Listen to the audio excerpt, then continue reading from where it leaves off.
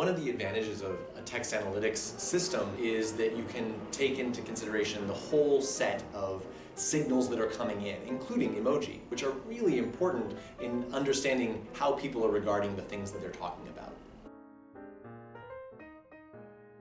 You get all these ad campaigns that are using emoji actively, and I think that's partly about brands being approachable. Some of the campaigns that have used emoji recently include State Farm, PETA, the WWF, Domino's, Wendy's. So there are a lot of ad campaigns that are using emoji.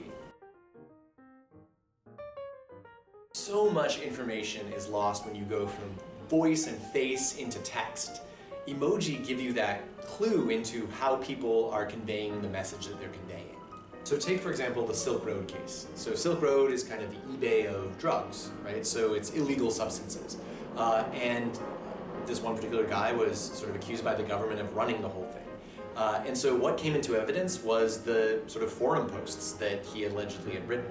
And so if you think about that, part of the evidence really is the stance and the emoji that are being included and the emoticons that are in those communications.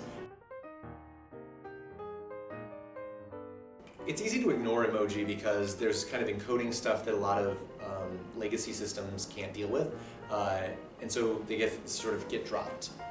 That's really missing out on a whole bunch of an opportunity to sort of see how people are talking about things. It's important for companies to understand how people are taking stances about their products and the things that they're doing.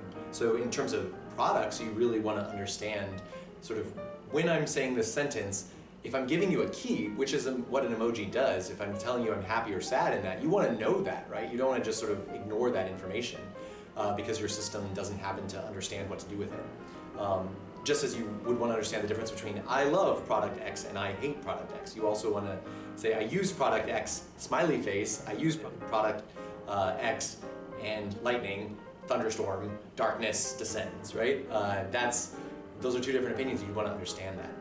It's also useful to understand the people who use your product, right? So if somebody is using your product and they're also a person who likes to ski, and they may be communicating that in their emoji choice, well, that's a thing that you'd want to know, because now you know something else. You have a richer understanding than just the mere demographics of this person's age and gender. You actually know something more about what they do and what they care about.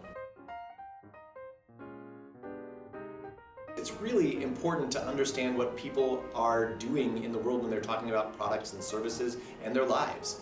And so we understand and use emoji as part of the signal in our text analytics to tell people what's happening with the data that's coming in.